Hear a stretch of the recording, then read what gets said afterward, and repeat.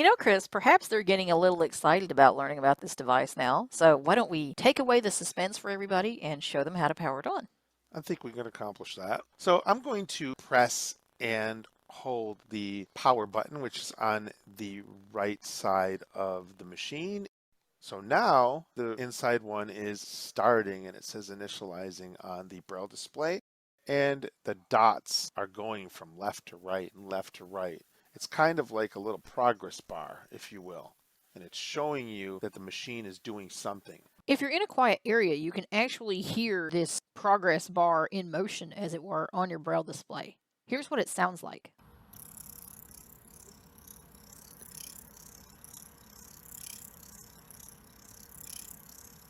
An NVDA, as it is the default screen reader, will start up.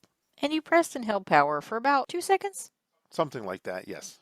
If you feel comfortable, you can press and hold the power button pretty much until you feel the Braille display not become spongy. Absolutely. So it takes just a minute for everything to power up.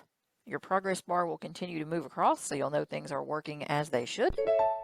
There's the NVDA sound. Loading NVDA. And it says on the Braille display desktop window. Loading NVDA. Please wait. Taskbar. And you finally end up at the taskbar. And it says taskbar on the Braille display. Now that you have reached a spot on your Windows machine, you'll either usually be put on the taskbar or on the desktop. Initially we were on the desktop, but I think now you should have been moved to the taskbar, yes? Yes, and it still says taskbar on the Braille display. So if I want to quickly get to the desktop, I can find that little round button that is in the upper left-hand corner, and I can double tap it. Desktop list. Control not selected 1 of 15. And there we are. Now you can use the slider to move around among applications on your desktop. So this is the right-hand slider. WordPad 2 of 15. So there's WordPad, and I just flicked down or slid my finger down on the right slider. If I want to go to the right, Mozilla Thunderbird 6 of 15. I just swiped across the right slider with one finger. If I want to go to the left, WordPad 2 of 15. now I'm back at WordPad. Let's say I want to open WordPad. I can double tap the right slider with one finger, or if I had the Braille keyboard up, and we'll talk about that in a second, I can press .8 to press enter, or I can press 9-0. That will also execute enter. So however you want to do enter, you can do enter. So I'm going to double tap with one finger to press enter to open WordPad.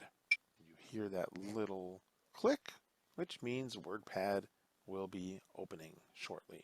Document WordPad window. Rich text window added multi-line blank. So I am now in WordPad. However, you can't type quite yet. That's correct. Even though the keyboard is there, you have to bring it up.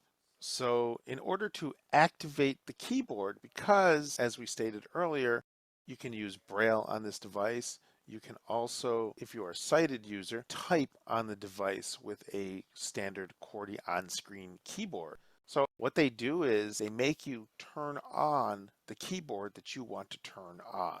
So for our purposes, we want to turn on the Braille keyboard. So what I'm going to do is place 6 fingers on dots 1, 2, 3, 4, 5, and 6 respectively. I'm not going to press 6 fingers on each dot. I'm going to press all 6 fingers on the screen for about 2 seconds, and we will hear a message. Braille keyboard. So you hear that pop, and it says Braille keyboard. Now I can start to type. So Kim, how do I type on this screen? To type on the screen, you're going to use the embedded keys on the keyboard. For best results, you want to put as much of your finger as will fit into the little trench, or Chris likes to call them the little rivers, that are the concave embedded keys. This is going to make sure that you have the best and most accurate typing experience. This part is definitely a learning curve because it's unlike other devices and definitely unique to the insideONE. So you want to place your fingers in the grooves of dots 1, 2, 3, 4, 5, and 6 and hover your thumbs above the space bars. When you are pressing space, you can use either space bar to input the space command.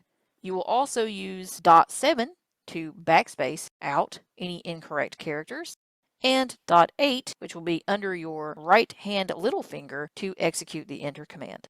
So I'm going to type a word. H E L L O So I typed the word hello. If I want to press the space bar, I just hit, space and I just hit the space bar. If you want to backspace out the space, I can press dot 7, which will be a backspace. space and it says space because it's telling you what you backspaced out.